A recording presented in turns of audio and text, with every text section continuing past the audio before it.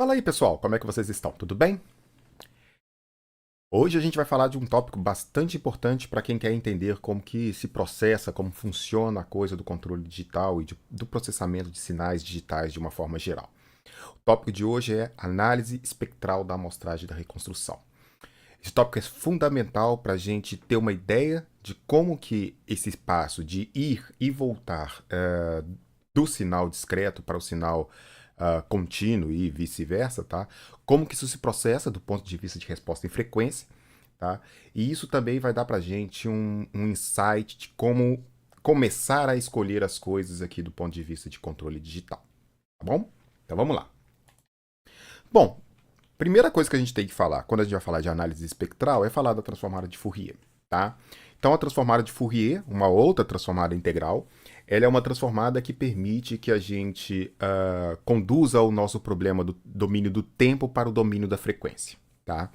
Isso é feito através dessa fórmula 1, tá? Que é a integral da função de menos infinito até infinito, tá? Uma integral definida da função vezes e elevado a menos j ômega t dt. Então, como é uma integral definida no tempo, o que vai acontecer com essa função, depois que a gente fizer essa integração, vai sobrar apenas a variável j ômega, tá? Então, isso vai se transformar para a gente numa função de variável complexa, tá? Com parte real e com parte imaginária, e ambas partes real e imaginária vão depender dessa variável ômega, tá? Que é exatamente a frequência dessa transformação, dessa mudança de domínio, tá? Bom, como a gente não está interessado em funções com tempo menor ou igual a zero, tá? Ou tempo menor que zero, a gente vai tomar a versão da transformada unilateral de Fourier, tá? É claro que esse não é o resultado mais completo, tá? Mas a gente pode fazer isso no primeiro momento até para ter um par casado ali com a nossa transformada de Laplace, que também é unilateral, tá? Então a gente vai considerar que a nossa transformada de Fourier o unilateral, tá? Que seu par casado com a transformada de Laplace faz com que f de j ômega é igual a f de s quando s é igual a j ômega. Bom, então essa função f de j ômega, né, ela é um subcaso da f de s, tá? Então, a transformada de Fourier, nesse contexto, ela é uma transformada que ela é derivada da transformada de Laplace, tá? Nesse caso aqui, o sigma da transformada de Laplace a gente considera sendo zero, e aí a gente chega apenas na parte de regime permanente dessa função na frequência, tá?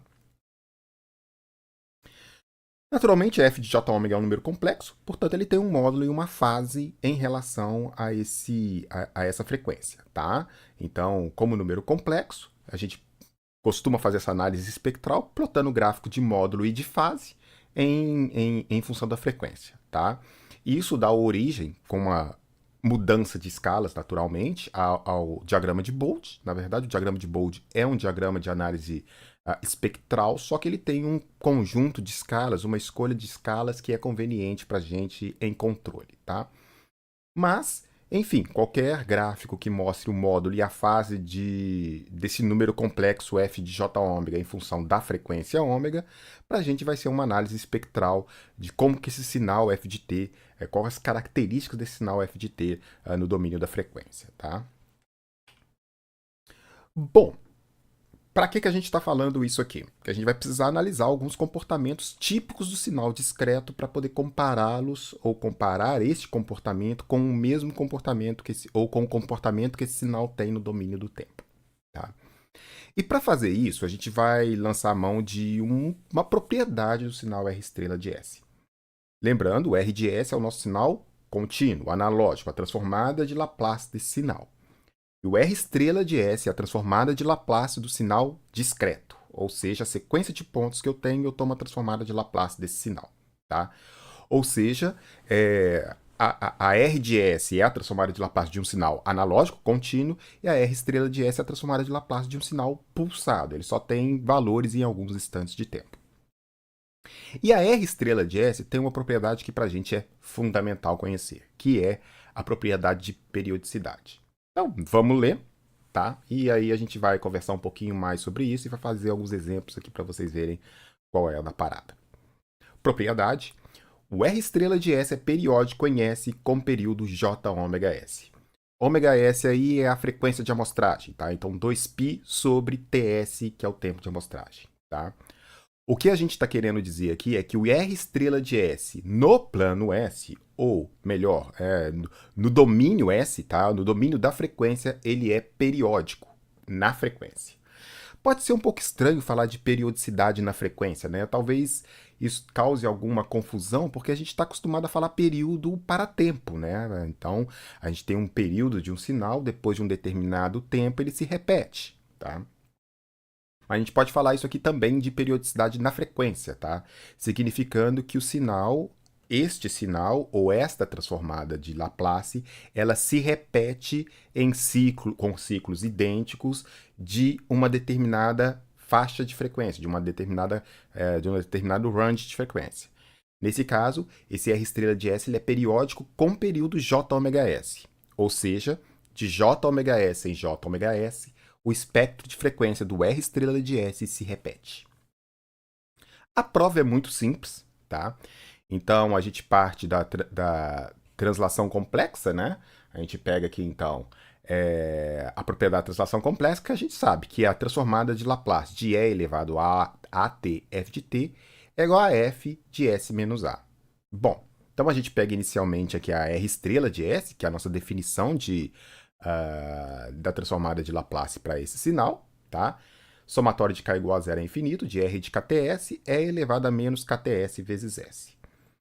Então, se a gente for fazer uma translação complexa de R estrela de S por m ômega S, ou seja, eu vou fazer essa translação de S menos m ômega S, em que ômega S é a frequência de amostragem e m é um inteiro qualquer, tá? Então, se eu pegar aqui, ó, R estrela de S mais Jm ômega S, tá? Então, eu vou fazer uma translação de J ômega S. Isso aqui vai ser igual ao somatório de k igual a zero a infinito, de R de kts é elevado a menos kts, onde era S vira o argumento. Então, onde era S aqui em cima, vira o argumento S mais Jm ômega S, tá? Bom, naturalmente aqui a gente tem algumas coisas que a gente não pode esquecer. Primeira coisa, a frequência de amostragem é igual a 2π sobre o tempo de amostragem, né? Então, ômega S vezes Ts é igual a 2π. O EJ θ é igual ao cosseno de θ mais J seno θ, a forma polar, né, do seno e cosseno, né, do ponto de vista do plano complexo. Então, E elevado a menos J kts m ômega S, o que, que vai ficar? Vai ficar E elevado a menos J K Ts vezes ômega S é 2π m. Então, vai ficar E elevado a menos 2π jkm. Só que K é um número inteiro. É o número do somatório que está aqui dentro, do somatório de Laplace, tá? O somatório da série discreta. M é um outro número inteiro. Eu estou dizendo que ele tem período mj ômega s, ou seja, eu estou escolhendo um número inteiro vezes j ômega s. Então, K é inteiro, M é inteiro. Qualquer inteiro multiplicado por 2π, eu tenho E elevado a menos um inteiro, J2π.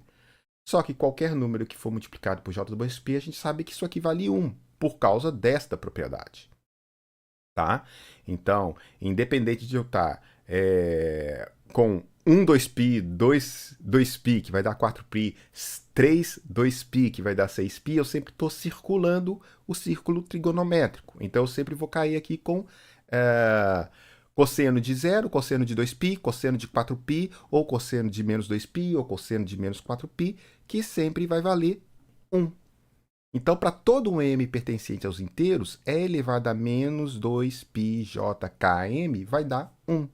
E, portanto, esse termo aqui, ele vai recair o quê? R estrela de S mais Jm ômega S, com m inteiro, é igual ao somatório de k igual a zero a infinito, de R de kts é elevado a menos kts vezes S. Porque esse termo aqui é elevado a menos kts Jm ômega S. Estou pegando a base, separando essa base, né, para virar dois produtos. Então, E elevado a menos kts vezes S, vezes E elevado a menos kts Jm ômega S. Isso a gente já sabe que vale 1. Portanto, a gente voltou na mesma forma anterior e mostrou que o R estrela de S mais J ômega S Jm ômega S é igual ao R estrela de S. Tá? Então a gente acabou de mostrar que o R estrela de S é periódico na frequência com um período J ômega S. Tá? Ou seja, na frequência o meu R estrela de S repete. Qual é a consequência disso? O que isso vai atrapalhar a gente, ou melhor, o que isso influencia na nossa análise do domínio do controle digital? Bom, para a gente analisar isso, a gente vai fazer um estudo aqui bem simples, tá? Para vocês enxergarem de uma forma bem clara o que a gente está falando. Tá? A gente vai considerar dois sinais analógicos, y1 de t igual a seno de t, y2 de t igual a seno de ômega t. Tá? Então são dois sinais senoidais, fase zero, os dois têm fase zero. O y1 tem uma frequência de 1 radiano por segundo, e o y2 tem uma frequência de ômega radianos por segundo, tá? E o que a gente vai fazer é o seguinte, a gente vai manter o y1 sempre paradão, a gente não vai mexer nele. E o y2 a gente vai mudar a frequência dele de uma forma progressiva, tá? Então a gente vai mudar a frequência desse cara e ver o que acontece. Eu vou pegar esses dois sinais e eu vou amostrá-los com a mesma taxa de frequência, tá? A mesma frequência de amostragem, tá? Então eu vou usar ômega S igual a 10 radianos por segundo para mostrar esses dois sinais, tá? E vou mostrar os dois igualzinho, com a mesma frequência de amostragem, e a única coisa que vai variar aqui é a frequência do sinal y2, tá bom? Vamos ver o que isso vai dar para a gente de conclusão. Isso aqui é a situação primeira, em que eu estou fazendo o ômega 1 igual a... o ômega, desculpa, igual a 1 radianos por segundo. Note que nesse caso as duas curvas são iguais, o y1 e o y2. Então eu tenho aí uma curva azul, uma curva vermelha, contínuas. Essas aí representam os dois senos analógicos, os dois senos contínuos que eu tenho, tá? E eu também peguei esses dois sinais e fiz uma amostragem deles em 10 radianos por segundo.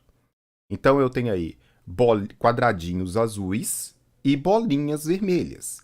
Os quadradinhos azuis são a amostragem do y1 com essa frequência de amostragem. E esses pontos nunca vão sair do lugar, porque eu não vou mexer no y1. E as bolinhas vermelhas são as amostras do sinal y2 quando eu estou mostrando ele com esse 10 radianos por segundo. Esses pontos eles vão mudar de lugar, porque eu vou mexer na frequência. Vocês vão ver o que vai acontecer. Mas nesse primeiro exemplo aqui a gente vê que como os dois sinais são iguais, têm a mesma frequência e eles estão sendo amostrados à mesma frequência, os pontos, as amostras que eu obtenho, são as mesmas. Tá? Bom, o próximo caso que a gente vai ver é o seguinte, eu vou pegar o sinal y2 e eu vou colocar a frequência dele de 3 radianos por segundo. Tá? Então o y2 tem frequência 3 vezes maior do que o y1. Tá? Cada ciclo do azulzinho dá 3 ciclos do vermelhinho. Tá legal? Muito bem, como eu disse, o y1 não muda. Não muda nem o sinal azul, a curva contínua azul, nem os pontinhos da amostragem. Já para o y2, o que acontece? Você vai ver que quando a gente pega 10 amostras desses 3 períodos aqui, tá? Ou seja, a gente está mantendo a mesma frequência de amostragem, temporalmente as amostras ocorrem no mesmo instante de tempo para os dois sinais, tá? Então, nesse instante de tempo aqui, eu tenho tanto a amostra do y1 quanto a amostra do y2. Tá? Então, temporalmente, as amostras ocorrem sempre no mesmo instante. Tá? Entretanto, no y2, você vai observar que as amostras elas estão ocorrendo de uma forma mais espaçada ao longo do período do sinal. Tá? Então, o período do sinal é este aqui. Eu tenho 3 amostras, basicamente, 4 amostras nesse sinal. Tá? E isso ocorre por quê? Exatamente porque eu estou mudando a frequência e estou mudando a frequência do sinal e estou mantendo a frequência de amostragem. Então você vai ver que eu tenho um ponto aqui, um ponto em cima, aí eu tenho um ponto lá embaixo, tenho um outro ponto lá embaixo, etc. Tenho volta lá para cima e isso se repete. Bom, obviamente a representação do sinal vermelho pelos pontinhos vermelhos, que são as amostras dele, piorou, né?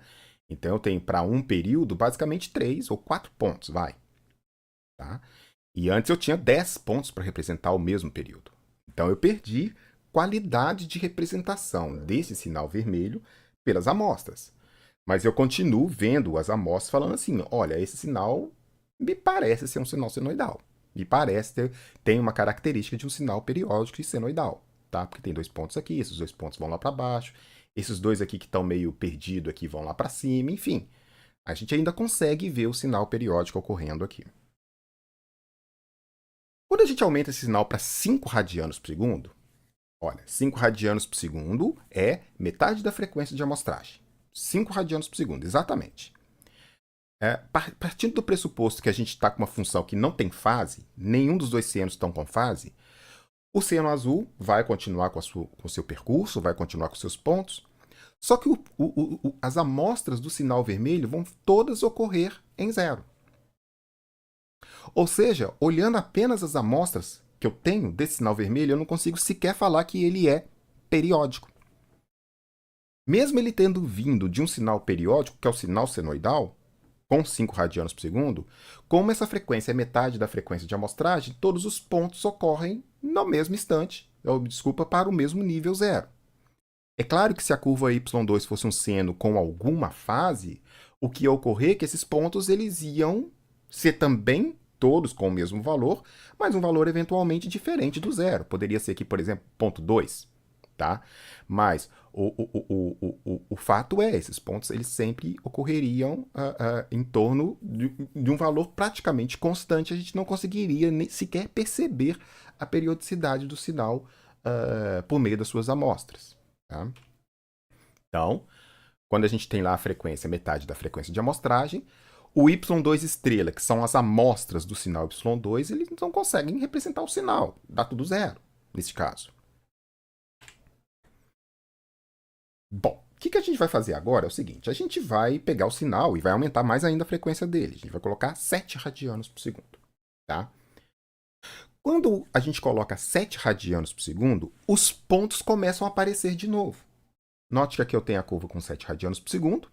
Eu tenho um ponto aqui, um ponto aqui, um ponto aqui, o outro ponto cá embaixo, outro lá em cima, e assim sucessivamente. Tem um ponto aqui. Ou seja, naturalmente, cada vez mais está piorando a representação da minha curva vermelha. Mas agora eu tenho pontos de novo.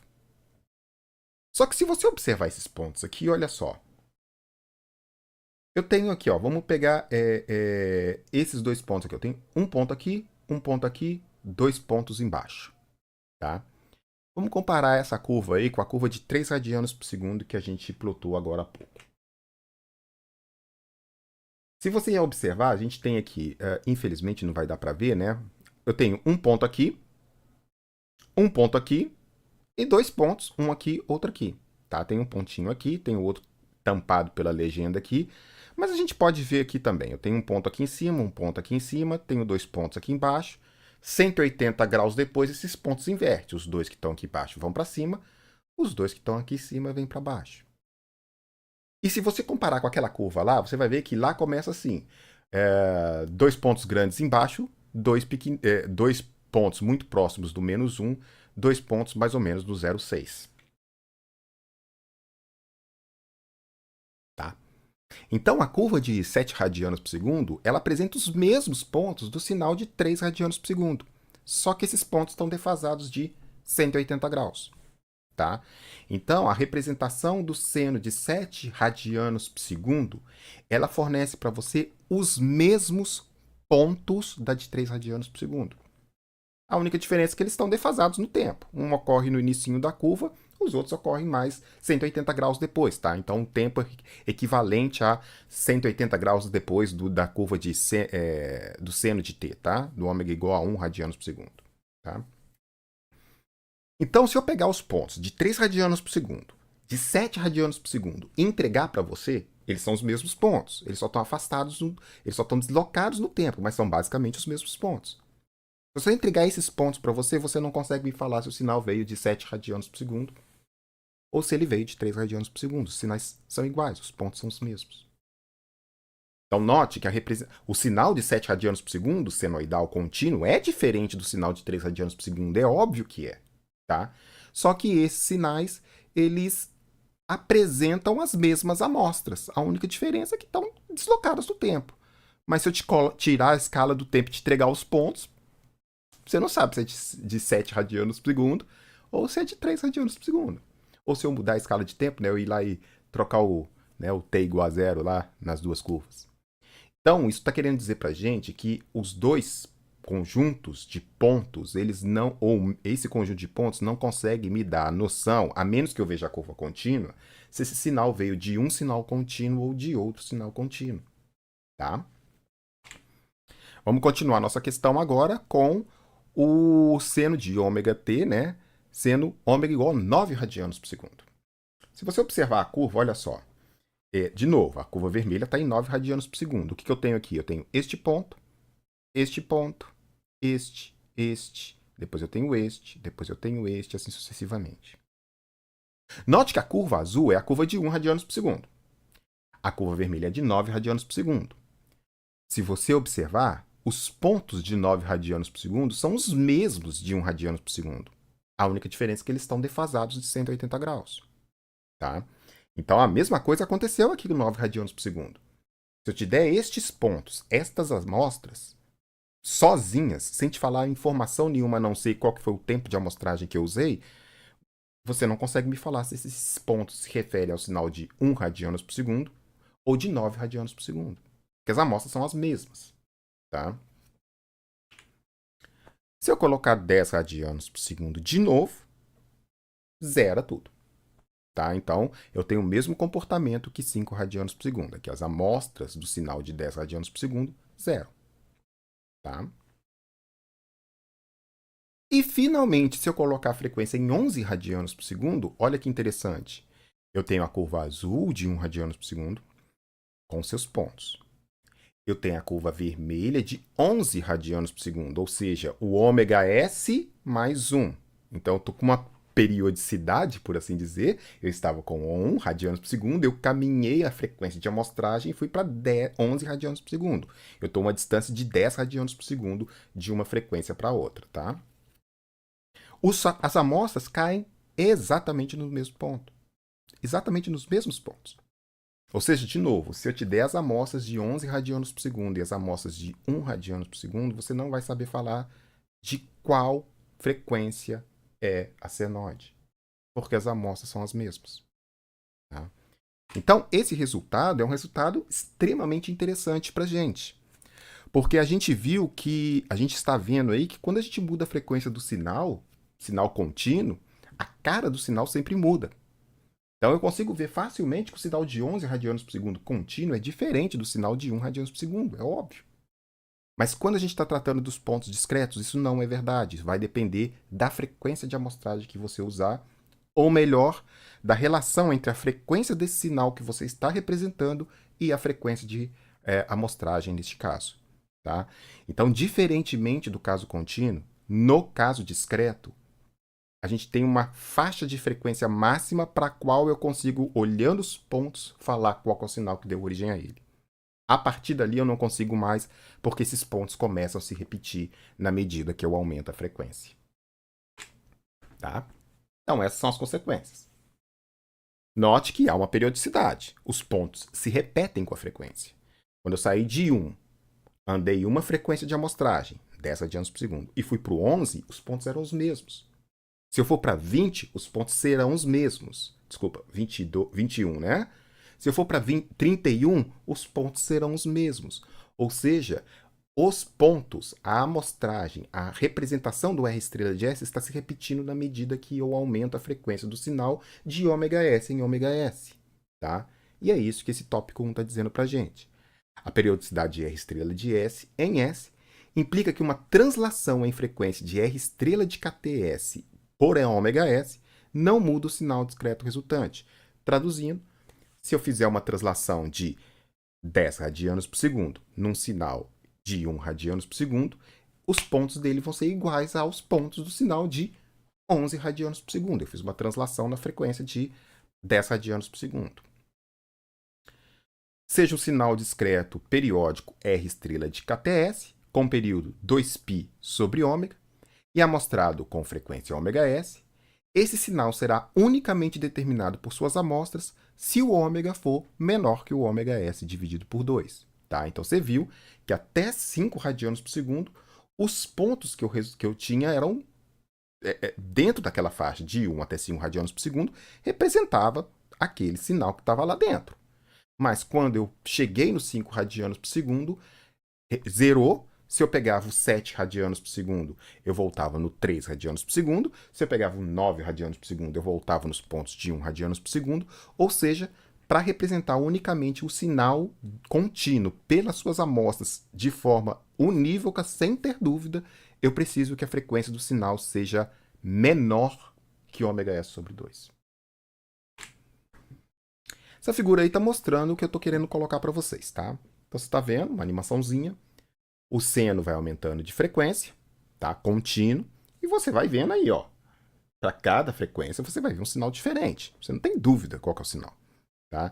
Então, para sinais periódicos contínuos, o sinal ele é infinitesimalmente representado porque a frequência é um número real, tá? E o tempo também é um número real.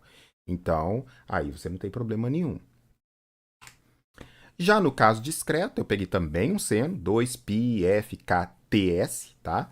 O TS é igual a 0,1 segundos, ou seja, o tempo de amostragem, tá? E o que eu estou mudando ali é a frequência do seno, tá? Do seno discreto, tá? E ele está sempre amostrado com 10 Hz, tá? E aí você está vendo, olha, está mudando 22, 23, 24, 0 em 25, 26, 27. Então, salvo uma defasagem no tempo, que ocorre exatamente por questões da diferença entre a fase do sinal, a frequência do sinal e a frequência de amostragem, tá? Os pontos eles se repetem. Você está começando a ver aí o padrão repetindo, repetindo, repetindo, repetindo. Ou seja, não adianta aumentar demais a frequência do sinal, pois dentro de uma determinada faixa, aqueles pontos não são mais representativos daquela curva que você tem. Ela é representativa de uma outra curva. Repete tudo.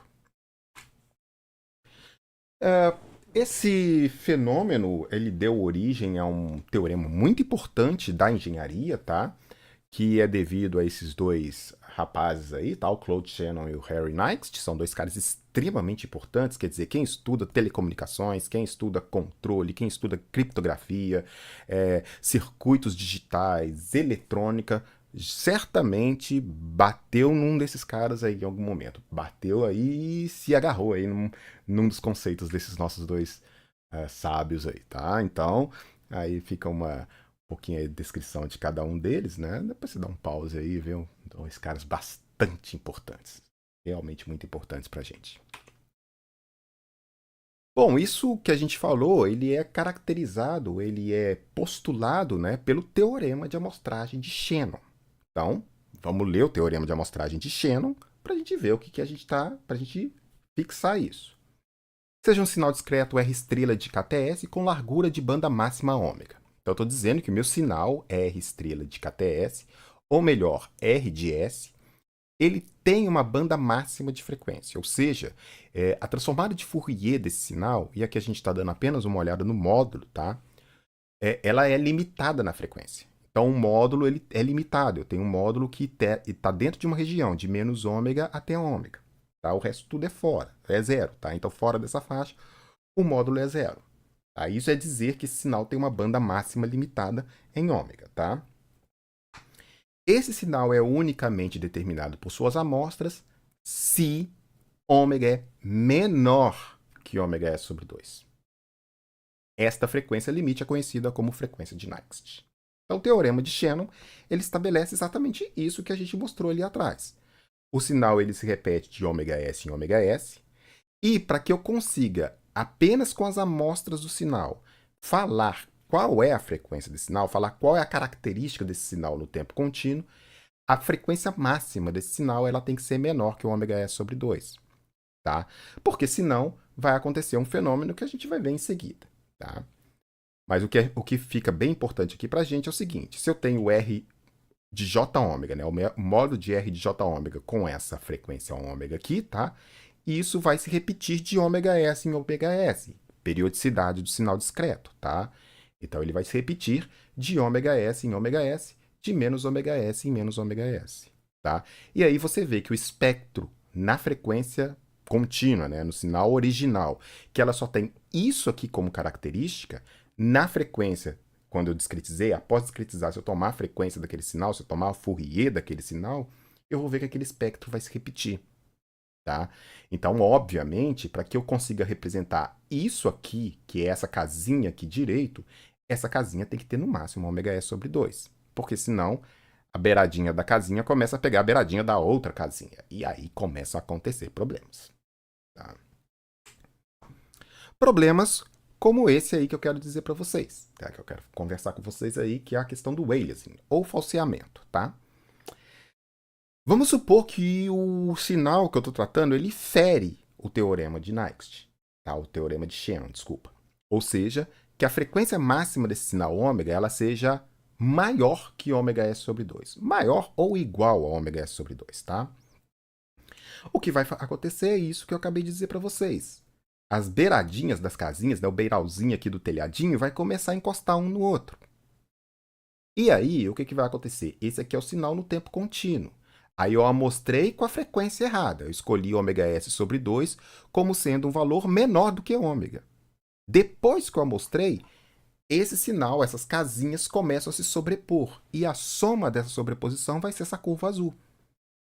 Note que essa curva azul ela não é igual à curva vermelha nem entre menos ômega e mais ômega. Porque já distorceu aqui, ó, essa barriguinha aqui já distorceu o sinal dentro da faixa de menos ômega a ômega. Esse tipo de comportamento para a gente chama de aliasing, ou falseamento. E isso gera para a gente, por exemplo, quando a gente tem um sinal de som, né? Isso gera uma distorção. A gente consegue claramente ver a distorção do sinal. Né? Começa a ter um chiado característico do falseamento, do aliasing. Tá? Então, essa distorção aqui é uma distorção que acontece quando a gente fere o teorema da amostragem. Tá? Então, a gente precisa tomar cuidado com isso aqui. Qual o cuidado que a gente pode tomar? Note que uma vez que você amostrou o sinal com aliasing, acabou. Você já não tem mais como tirar a distorção. Porque você já fez a amostragem com a frequência errada e o resultado dessa amostragem já vai ser um sinal distorcido. Então já não tem mais nada o que fazer. O que você pode fazer é antes de amostrar o sinal. Vamos supor que você não consegue mexer na frequência de amostragem. E você tem um sinal, por exemplo, que ele tem essa banda aqui, ó, de menos ômega até ômega. E a frequência de amostragem é o ômega S. Você não tem o que fazer. Note que se você não tomar providência nenhuma e amostrar o sinal, pode acontecer isso. E isso é distorção. Isso você não quer. Então, o que você pode fazer aqui é o seguinte. É você escolher um filtro que a gente chama de filtro anti-aliasing. É um filtro passa-baixa que ele vai filtrar o sinal de uma frequência menos ômega filtro 1 até mais ômega filtro 1, tá? E a banda passante do filtro, tá? Então, aqui a gente está representando por um filtro ideal, um quadrado, né? E aí você vai pegar esse sinal apenas entre menos a frequência de corte desse filtro mais a frequência de corte desse filtro. Ou seja, você vai estar jogando essa parte rosinha aqui toda fora. Você só vai pegar a parte da casinha que está dentro dessas duas frequências. Isso para quê? Se você garantir que a frequência de corte deste filtro é menor que ômega S sobre 2, naturalmente o que vai acontecer é que você vai pegar aquela parte do seu filtro, que está dentro aqui da região de passagem do seu filtro, e vai repetir de ômega S sobre 2 a ômega S sobre 2. Então, primeiro você filtra o sinal com esse filtro, depois você amostra. O resultado dessa amostragem vai ser essas casinhas aqui, né? Esses palitinhos aqui de picolé aqui, sei lá, né? Olha que aqui a distorção que aconteceria, que seria essa região mais rosinha clarinha aqui, ela deixou de existir. Obviamente, se você observar, essa casinha aqui não é a casinha anterior. A casinha anterior tem a parte rosinha aqui que você jogou fora. Mas, pelo menos aqui você garante que dentro desta região do seu filtro não tem distorção. É claro que você está perdendo informação, mas pelo menos você não está deixando distorcer o seu sinal na frequência, porque depois que isso aconteceu, já era. Não tem mais nada o que fazer, tá? Então, o filtro anti-aliasing ele funciona assim. Você escolhe um filtro com frequência menor que ômega S sobre 2 e filtra o seu sinal. Filtrou o sinal, beleza, você vai ter aqui esse palitinho de picolé que vai repetir para lá e vai repetir para cá, depois da amostragem. E aí, se você, de repente, precisar pegar esse R estrela de S aqui e fazer voltar contínuo de novo, você bota outro filtro aqui para selecionar só essa casinha, aqui, essa primeira casinha aqui que está em torno do zero. Tá? Então você consegue fazer a ida e fazer a volta, garantindo que não haja distorção, pelo menos dentro da banda de passagem do filtro. Tá bom? Então é assim que funciona o filtro anti-aliasing. Tá? Muito bem, agora a gente viu que o sinal ele se repete na frequência. Tá? Então, quando a gente está fazendo a amostragem, depois que a já mostrou, esse sinal ele tem um espectro de frequência que ele se repete na frequência, com uma frequência de período, né, ômega S, de ômega S em ômega S ele repete, e eu tenho que tomar cuidado com essa repetição, porque se eu quebrar ali, se eu ferir o teorema da amostragem de Shannon, certamente vai haver distorção. Tá? Bom, isso é muito importante quando a gente está fazendo análise de processamento de sinais. Eu estou pegando um sinal que é analógico e estou passando para o mundo digital. Tem que estar atento a isso. Só que em controle, a gente tem que olhar também à volta. A gente precisa saber o que acontece quando a gente está pegando o sinal digital e fazendo ele voltar. Tá? Então, a mesma análise que a gente vai fazer, que a gente fez aqui para a amostragem, a gente vai fazer também para a reconstrução do sinal, que é exatamente esse filtro, ou esse conversor digital para analógico. Então vamos entender bem o que a reconstrução faz, já que agora a gente já viu bem o que a amostragem fez no sinal na frequência. Vai tentar fazer a mesma coisa agora para a reconstrução. Tá? Bom, lembrando o que a gente quer fazer. Tá? O que é reconstruir o sinal? Reconstruir o sinal é pegar uma sequência de pontos discretos e fazer isso virar contínuo de novo. Ou seja, eu tenho dois pontos, um ponto num tempo de amostragem e um outro ponto no outro tempo de amostragem. Eu preciso fazer uma interpolação entre esses pontos. Eu tenho os vários pontos da curva, eu preciso fazer uma interpolação entre esses pontos, tá? Nos instantes interamostras, ou seja, nos instantes entre um tempo de amostragem e outro, para eu conseguir fazer a reconstrução do sinal, para eu conseguir ter o sinal contínuo de novo. Só que aí eu tenho um problema. Eu posso escolher a reconstrução, eu posso escolher esse polinômio de interpolação do grau, da ordem que eu quiser. Agora a questão é a seguinte: na prática, isso é útil para a gente? Então é isso que a gente vai analisar também aqui nessa discussão. Bom, como a gente está tentando aproximar uma curva por pontos, a gente vai usar uma série de Taylor. Tá? Então eu vou tentar aproximar uma curva.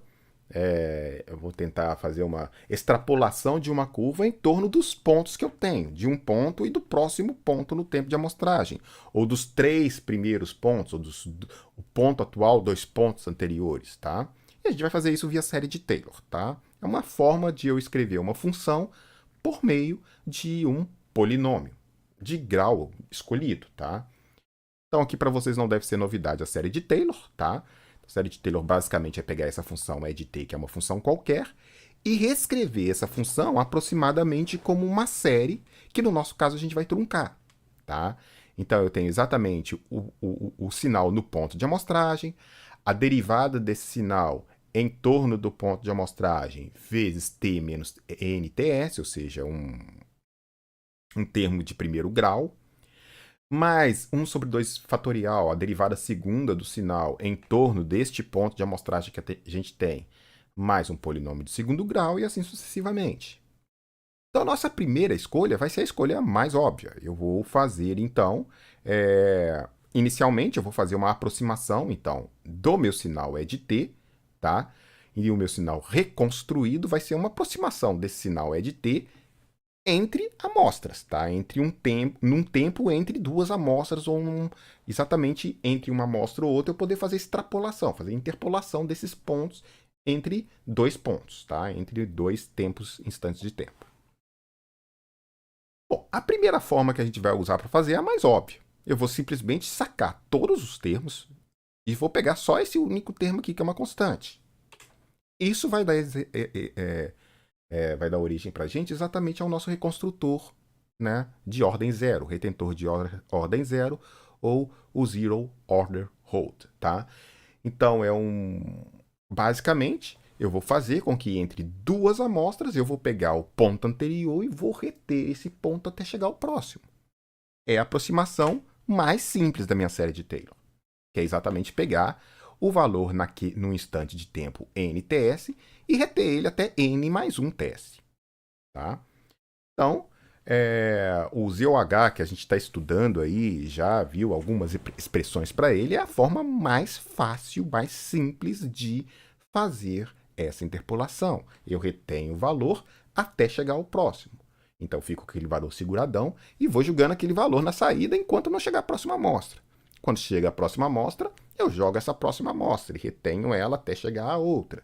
E assim sucessivamente. Tá?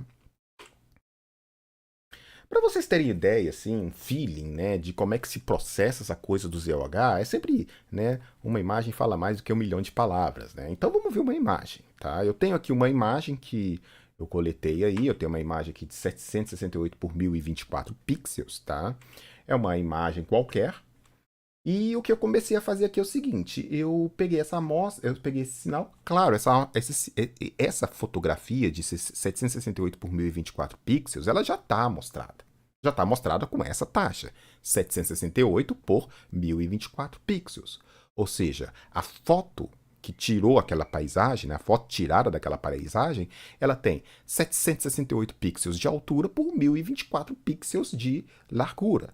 Tá? Isso dá a quantidade de pontos que eu tenho nessa imagem para definir a imagem, para saber o que tem naquela imagem, tá?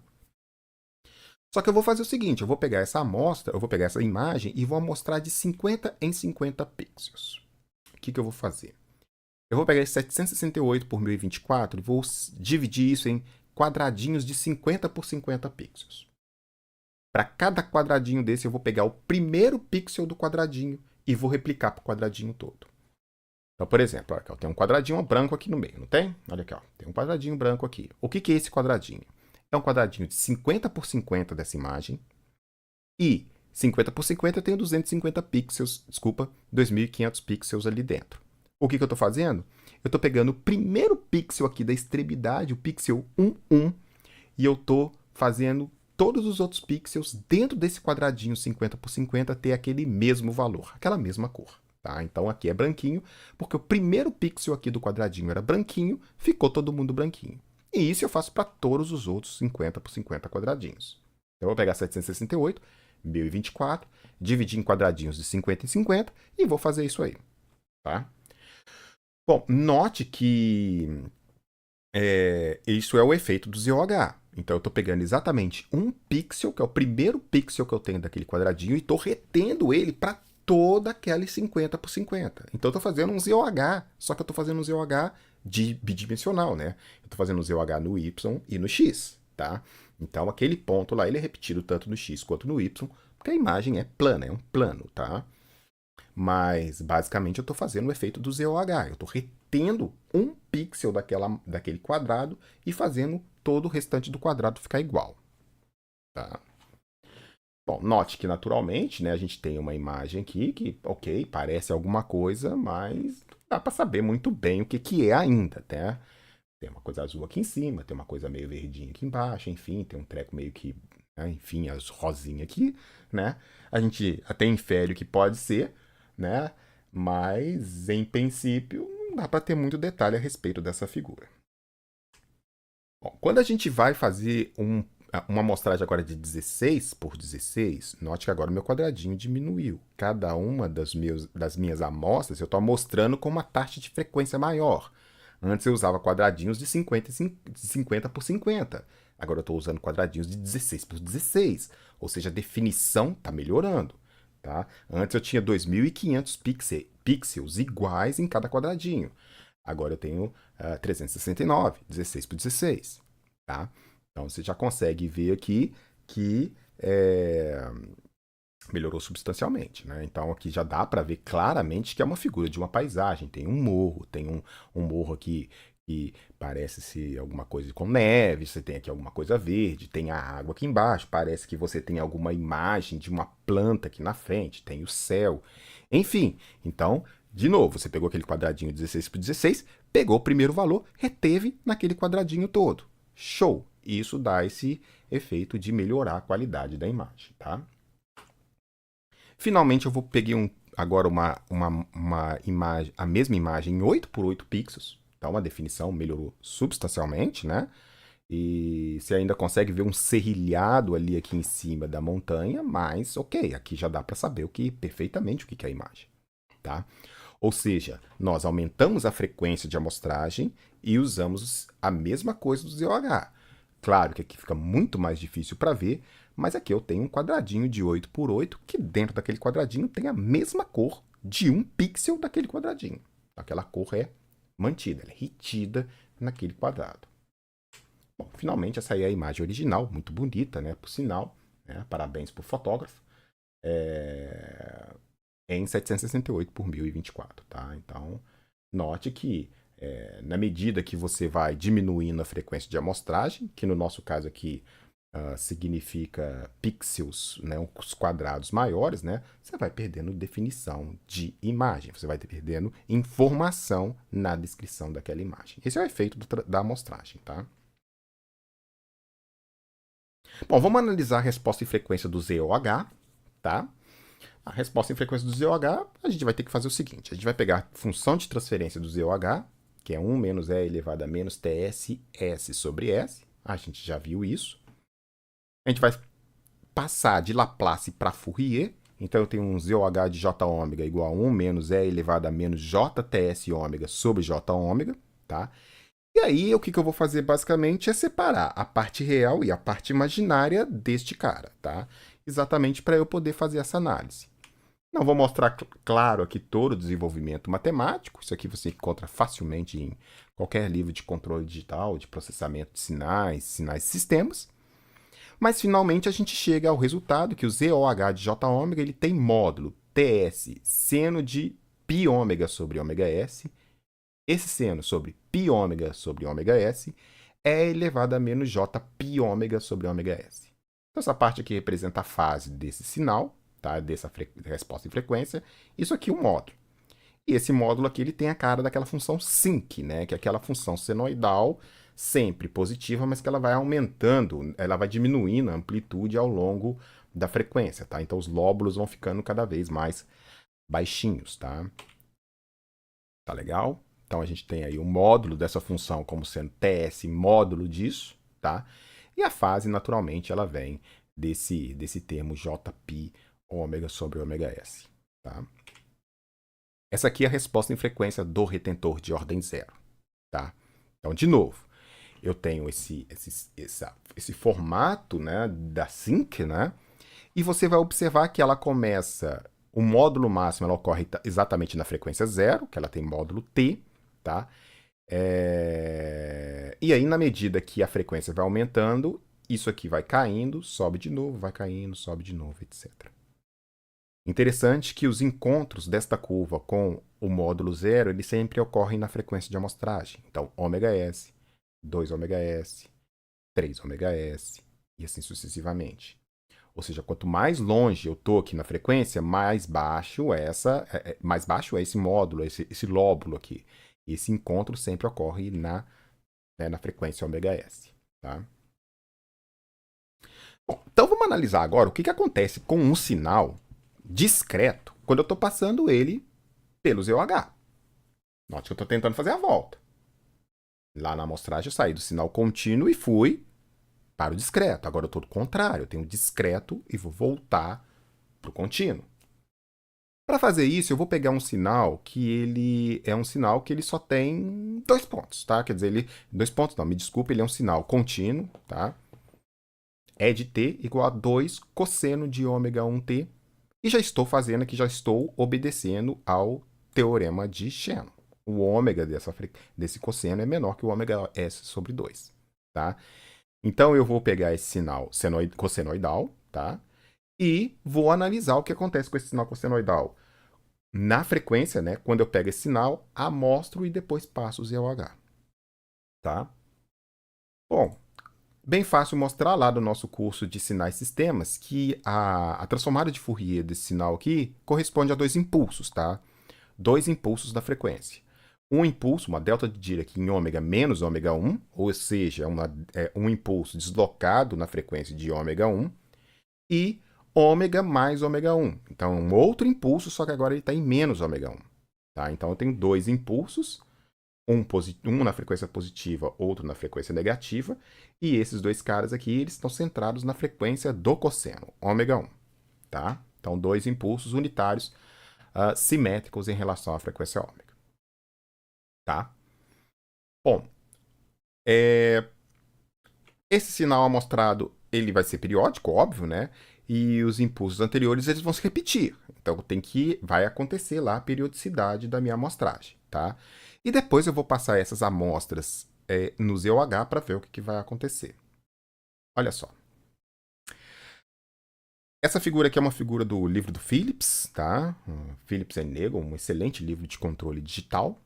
Eu tenho aqui dois impulsos. Isso aqui é exatamente o cosseno, a resposta em frequência de módulo do cosseno, tá? Então eu tenho um impulso em ômega 1, um outro impulso em menos ômega 1, tá? E aí o que vai acontecer? Eu vou pegar esse sinal e vou amostrar com frequência de amostragem ômega S. Eu já sei que o ômega 1 é menor que o ômega S sobre 2, para eu respeitar lá o teorema de Shannon, tá? Bom, quando eu pegar esse sinal aqui e amostrar, o que vai acontecer? Esse espectro de frequência aqui, ele vai se repetir de ômega S a ômega S, positivos e negativos. Então, você vai observar aqui que esses dois impulsos aqui, eles vão se repetir para lá e para lá, tá? O formato deles. Naturalmente, a amplitude tem que ser diferente, porque senão não respeita aqui a energia, tá? Essa energia que está contida aqui, ela vai ser dividida nas várias raias que estão se repetindo, tá? Mas está se repetindo aqui de ômega S em ômega S. Daqui para cá eu fiz uma amostragem. Então, a amostragem vai ter exatamente esse efeito. Ela vai fazer essa banda de frequência do sinal se repetir de ômega S para ômega S. Isso aqui já é o sinal discreto. É como esse cosseno é enxergado na frequência. Se eu pegar isso aqui, isso aqui e ver no tempo, eu vou ver o cosseno. Se eu pegar isso aqui e ver no tempo, eu vou ver os pontinhos discretos daquele cosseno, que é representado na frequência por isso aqui. Periodicidade da amostragem. Agora eu vou pegar essas amostras e vou passar o ZOH. Lembra que o ZOH ele tem esse formato aqui de resposta em frequência. Obviamente, isso aqui está pegando só as frequências positivas. As frequências negativas é rebatido, tá? Então, isso aqui é uma função par na frequência, tá? Então, o que vai acontecer é que quando eu passar o ZOH vai filtrar essas frequências aqui no formato da sua resposta em frequência. Então, o ZOH vai se comportar como um filtro para aquele sinal discreto, tá? Então, ele vai pegar esse invólucro, essa envoltória que é dada pelo espectro de frequência dele e vai limitar a amplitude do sinal nesse espectro. Claro que aqui a gente está falando tudo de amplitude, tá? Não estamos falando de fase ainda. Então, o que vai acontecer é que quando eu passar o ZOH nesse sinal discreto, olha o que vai acontecer. As duas raias que estão mais próximas de zero, elas vão sobressair. As que estão mais distantes do zero, elas vão ser atenuadas, exatamente por esse formato aqui do ZOH. Tá? Note que quanto mais próximo, ou quanto maior essa frequência ômega S em relação a ômega 1, mais próximo a ômega 1 vai estar relativamente do zero em relação a ômega S. Isso vai significar que essas raias aqui vão ter cada vez mais importância em relação às outras. E a mesma coisa vai acontecer com essas aqui. Quanto menor o ômega 1 em relação ao ômega S, menor vai ser a contribuição desses caras que estão aqui, ó, desses caras que estão mais próximos aqui do ômega S, exatamente porque eles vão ter amplitude menor, eles vão ser filtrados. Cada vez que eles chegarem mais perto do ômega S, eles vão ter amplitude menorzinha. Enquanto esses caras aqui vão ter uma amplitude que vai sobressair. Tá? Então, o efeito do ZOH é exatamente esse, pegar o espectro de frequência do sinal discreto e passar por essa sinc que tem um aspecto de fazer a minha curva contínua ficar quadradona. Na verdade, a transformada de Fourier inversa, né, da sinc é exatamente a onda quadrada. Então, teorema da dualidade, vocês viram isso lá em Sinais e Sistemas, tá? E isso aqui aparece pra gente. Tá? E a resposta disso vai ser exatamente o que está sendo mostrado aí na figura. Eu tenho a curva tracejada, que é a curva contínua, que é a entrada. Aí eu amostrei ela com uma dada frequência de amostragem. Então, tem aqui as amostras. Eu vou ter este ponto, este ponto, este ponto, este ponto e assim sucessivamente. Estes pontos vão dar origem a esse espectro de frequência aqui, discreto, tá? Ou do sinal discreto equivalente. Quando eu passar o ZOH, o que vai acontecer? Eu vou pegar o ponto e vou reter. Vou pegar o próximo e vou reter. Vou pegar o próximo e vou reter. Essa característica vai ser exatamente dada por isso aqui. Essa curva tracejada aqui na frequência, ela é vista como esses quadradinhos no tempo. Tá? Então, um é o reflexo do outro na frequência. Né? E aí, essa representação da curva escadinha para a curva tracejada vai ser tão melhor quanto mais próxima, ou mais longe esse ômega 1 tiver de ômega S sobre 2. Porque aí essa raia fica cada vez mais próximo aqui, ela ganha dimensão, enquanto esses dois caras aqui vão ter uma amplitude bem pequenininha. E aí a sua curva quadradinha vai ficar de escadinha tão pequenininha que ela parece ser a curva original que você tinha antes. Tá? Tá legal? Bom, então alguns comentários com relação à análise espectral do ZOH, né?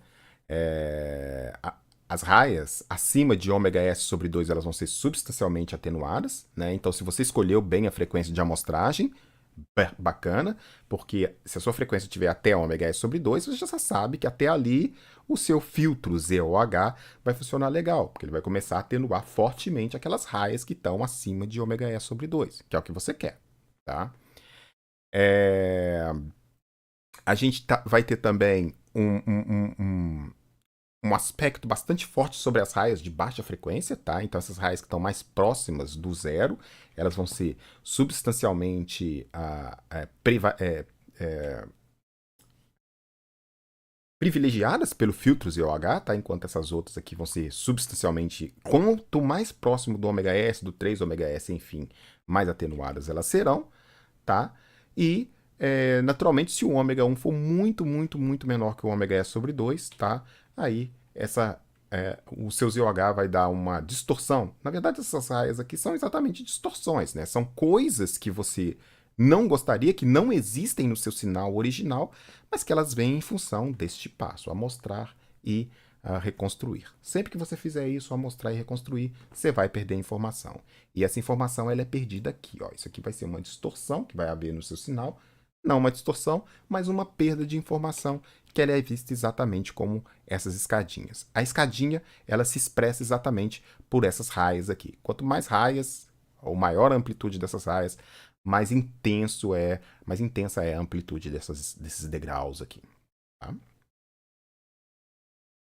Bom, próximo passo é falar do retentor de primeira ordem. O retentor de ordem zero é muito simples, né? Eu pego o primeiro valor e retenho. E o retentor de primeira ordem, como é que é? Né? Bom, o retentor de primeira ordem, a gente vai fazer o seguinte: além de manter este ponto, que é o ponto que eu estou retendo, eu vou fazer uma interpolação em reta em torno dele. Tá? Então, eu vou pegar o próximo ponto aqui da série de Taylor. Tá? A gente vai ter que fazer, naturalmente, uma aproximação para a nossa definição de derivada. Porque, lá, obviamente, a gente não tem a derivada no sinal discreto, a gente só tem os pontos. Né? E a gente vai fazer a aproximação de derivada usando esses dois pontos mesmo. Vou ligar os dois pontos, isso vai ser a inclinação dessa minha reta aí, tá? Então, eu vou usar como aproximação para essa série de Taylor uma aproximação discreta aqui de diferença reversa, sem maiores novidades, tá? Bom, esse aqui é o aspecto do ZOH e do FOH em relação ao sinal Y de T original, tá? O sinal azul é o sinal contínuo, o verdinho é o ZOH, tá? Então ele vai segurar o valor, vai reter até chegar ao próximo e assim sucessivamente. E o FOH, ele vai tentar acompanhar a curva, além de ter aquele ponto, né, esse ponto aqui da amostra, né, ele vai tentar acompanhar a curva por meio de uma aproximação da derivada da curva dada pelos dois pontos, o ponto atual e o ponto anterior. Note que a implementação do FOH é mais complicada, tá? Porque além de reter o valor, eu ainda preciso fazer uma conta de derivada. Então tem que ter o valor anterior guardado também. Tem que guardar dois valores e ainda tem que fazer uma conta de derivada, tá? Ou de uma aproximação de derivada, tá? Então o FOH ele é mais complicado de fazer. Ele é mais complicado de implementar na prática, tá? Mas o FOH tem algumas vantagens e algumas desvantagens. Vamos falar das vantagens. Quando a curva, o sinal contínuo, ele está variando, ele tem uma variação, ele tem uma inclinação, uma derivada que varia pouco, tá? O FOH é bem superior ao ZOH. Tá? Então, nesse trecho aqui, por exemplo, ó, que está subindo a curva do seno, né? Você vai ver que a derivada desse seno aqui, ela varia pouco dentro dessa região. Então, essa variação aqui, ela vai ser pequena de um ponto para outro, né? Entre esse ponto e esse ponto, esse ponto e esse ponto, melhor ver até aqui na parte em que ela está descendo, né? Se for você ver, a variação de derivada entre este ponto, este ponto, este ponto e este ponto, ou talvez esses três aqui, ela é pequena. Então, o erro que você vai cometer na estimativa de derivada, que você vai estar fazendo usando só 2 pontos, vai ser pequeno. Então, o seu FOH se comporta muito bem nas regiões onde a derivada não varia muito rápido. Já naqueles pontos onde a derivada varia mais rápido, aqui no caso a gente está tendo uma troca, né? A derivada está caindo de valor e ela está aqui, a curva está subindo, depois ela está descendo, né? Então, aqui tem uma variação de derivada importante entre este ponto, este ponto, este ponto e este ponto. Então, nos pontos em que a curva sofre uma mudança de derivada mais intensa, o FOH erra mais mesmo, tá? O ZOH ela tem mais ou menos o mesmo aspecto para todas as regiões da curva, tá? Então, é óbvio, né? Se você... Aqui eu peguei um caso extremamente intenso, né? Eu peguei um tempo de amostragem muito ruim aí, né? É óbvio que se eu começasse a pegar tempos de amostragem cada vez menores, né? A curva vermelha ela ia ter um comportamento ainda superior à curva verde em termos de representação, mas quanto maior a taxa de amostragem, ou melhor, maior a frequência de amostragem, menos a curva verde diferencia da curva vermelha, tá?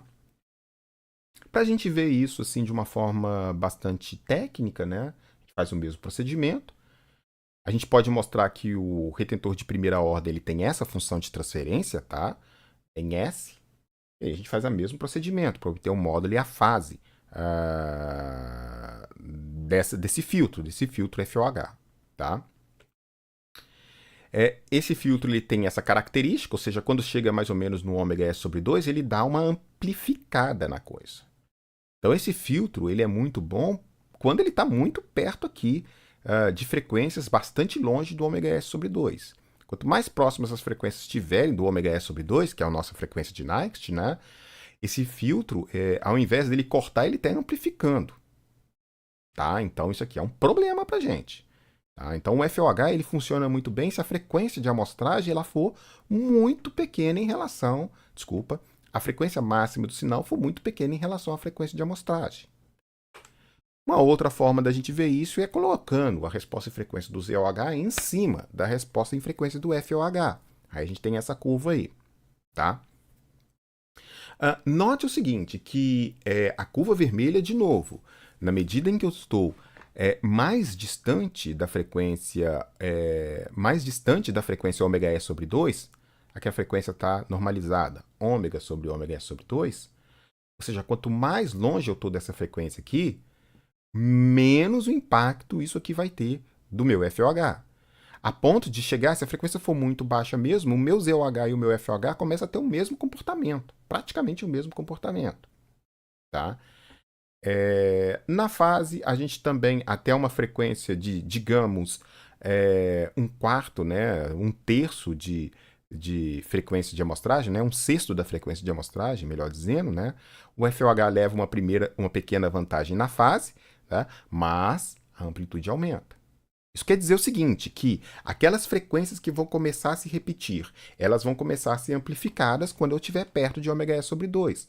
Ao passo, olha aqui, ó, quando eu estou perto de ômega S sobre 2, essas frequências vão ser amplificadas. Ao passo que lá no meu ZOH, elas vão começar a ser atenuadas, tá? Então, o FOH, ele, além dele ser mais complicado para implementar, se você escolher a frequência de amostragem de forma, como a gente já disse lá no ZOH, que a frequência de amostragem ela seja suficientemente maior do que a frequência máxima do seu sinal, o efeito do ZOH e do FOH vai ter diferença muito pequena do ponto de vista de representação do sinal. Só que o FOH é mais difícil de implementar. Eu tenho que guardar valores, tenho que guardar 2 valores, tenho que fazer uma conta de derivada, enfim. Enquanto o ZOH eu só preciso reter um valor. Então, por causa desses fenômenos, a gente vai estudar daqui para frente, basicamente, o ZOH como elemento reconstrutor. Ele é mais simples, dependendo da frequência, naturalmente ele pode vir a errar mais, né? Mas, quando eu falo frequência, é frequência de amostragem, claro, né? Mas ele é mais simples de implementar, ele erra um pouco mais, mas na medida que se eu escolhi bem essa frequência de amostragem, eu já garanto que tanto para o ZOH quanto para o FOH eu tenho comportamentos bastante próximos. Lembrando que eu quero que a minha banda passante, a minha banda do sinal seja o mais longe de ômega-S sobre 2 o possível, porque eu garanto a melhor reconstrução e a melhor amostragem possíveis, tá? Então, esse vai ser o trunfo que eu vou tentar conseguir, tá? E aí, nessas circunstâncias, naturalmente o FOH e o ZOH são muito próximos em termos de comportamento dinâmico, e aí a gente vai preferir estudar daqui para frente só o ZOH, porque o ZOH é mais simples de implementar que o FOH. Então, na prática, a gente vai praticamente estudar apenas o ZOH e o FOH fica aí apenas como uma curiosidade, naturalmente para aplicações bastante específicas. Tá? Então, como a implementação do FOH ela é substancialmente mais complexa, né, o ZOH ele fica muito mais fácil de implementar e aí é o mais utilizado na prática. Tá? Bom. Bom, muita coisa falada, 1h e 6 minutos de vídeo, tá? Isso significa que a coisa está começando a ficar cada vez mais quente, tá? Então, a gente convida vocês aí a continuarem atentos, tá? Tem muita coisa para vir ainda. Hoje a gente viu uma coisa bastante importante para entender a relação entre o sinal discreto e o sinal contínuo, para entender a amostragem, para entender a reconstrução. A gente vai dar mais alguns passos para entender essa teorização do mundo digital antes de entrar em controle digital propriamente dito, tá? Mas isso aí vai ter que ficar para os próximos capítulos, tá legal? Até lá, continuem estudando. Um grande abraço para vocês e até a próxima. Valeu, tchau!